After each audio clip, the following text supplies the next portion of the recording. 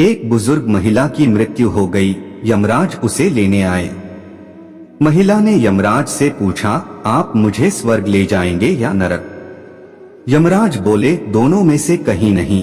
तुमने इस जन्म में बहुत ही अच्छे कर्म किए हैं, इसलिए मैं तुम्हें सीधे प्रभु के धाम ले जा रहा हूँ।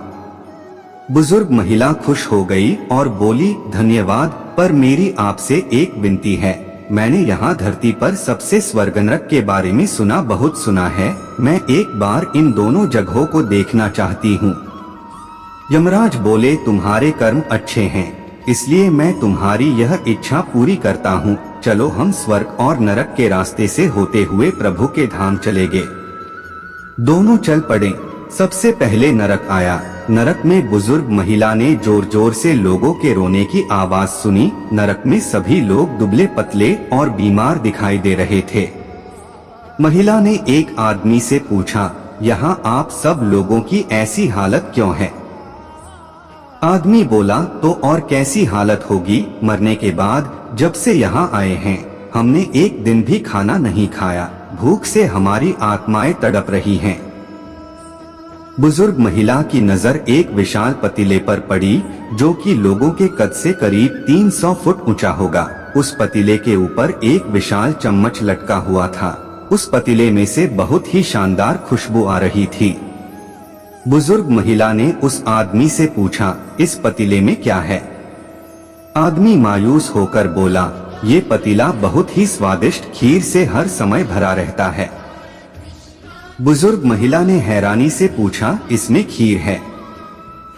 तो आप लोग पेट भर के ये खीर खाते क्यों नहीं? भूख से क्यों तड़प रहे हैं? आदमी रो रो कर बोलने लगा, कैसे खाए? ये पतीला 300 फीट ऊंचा है, हम में से कोई भी उस पतीले तक नहीं पहुंच पाता। बुजुर्ग महिला को उन पर तरस आ गया। सोचने लगी, बेचारे खीर का पतीला होते हुए भी भूख से बेहाल हैं। शायद ईश्वर ने इन्हें ये ही दंड दिया होगा।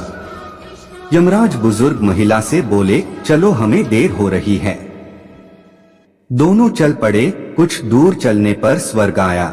वहाँ पर बुजुर्ग महिला को सबकी हंसने खिलखिलाने की आवाज सुनाई दी।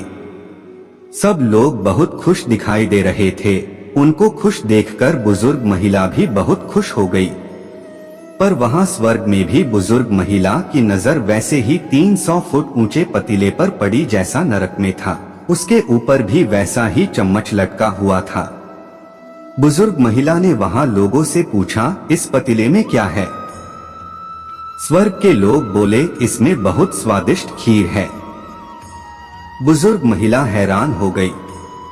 उनसे बोली, पर यह पतीला तो 300 फीट ऊंचा है, आप लोग तो इस तक पहुंच ही नहीं पाते होगे। उस हिसाब से तो आप लोगों को खाना मिलता ही नहीं होगा। आप लोग भूख से बेहाल होगे, पर मुझे तो आप सभी इतने खुश लग रहे हो, ऐसे कैसे? लोग बोले, हम तो सभी लोग इस पतीले में से पेट भर के खीर खाते हैं। महिला बोली, पर कैसे? पतीला तो बहुत ऊंचा है। लोग बोले, तो क्या हो गया, पतीला ऊंचा है तो यहाँ पर कितने सारे पेड़ हैं। ईश्वर ने ये पेड़ पौधे, नदी, झरने हम मनुष्यों के उपयोग के लिए तो बनाए हैं। हमने इन पेड़ों की लकड़ी ली, उसको काटा, फिर लकड़ियों के टुकड़ों को जोड़ के विशाल सीढ़ी का निर्माण किया। उस लकड़ी की सीढ़ी के सहारे हम पतीले तक पहुँचते हैं और सब मिलकर खीर का आनंद लेते हैं। बुजुर्ग महिला यमराज की तरफ देखने लगी। यमराज मुस्काए, बोले, ईश्वर ने स्वर्ग और नरक मनुष्यों के हाथों में ही सौंप रखा है। चाहे तो अपने लिए नरक बना ले, चाहे तो अपने लिए स्वर्ग। ईश्वर ने सबको एक समान हालातों में डाला है। उसके लिए उसके सभी बच्चे एक समान हैं। वो किसी से भेदभाव नहीं करते। वहाँ नरक में भी पेड़ पौधे सब थे, पर वो लोग खुद ही आलसी हैं। उन्हें खीर हाथ में चाहिए। वो कोई कर्म नहीं करना चाहते, कोई मेहनत नहीं करना चाहता, इसलिए सब भूख से बेहाल हैं। यही तो ईश्वर की बनाई इस दुनिया का नियम है। जो कर्म करेगा, मेहनत करेगा, उसी को मीठा फल खाने को मिलेगा। अर्थात स्वर्ग एवं नरक आपके हाथ में ही हैं। मेहनत करें, अच्छे कर्म करें और अपने जीवन को स्वर्ग बनाएं।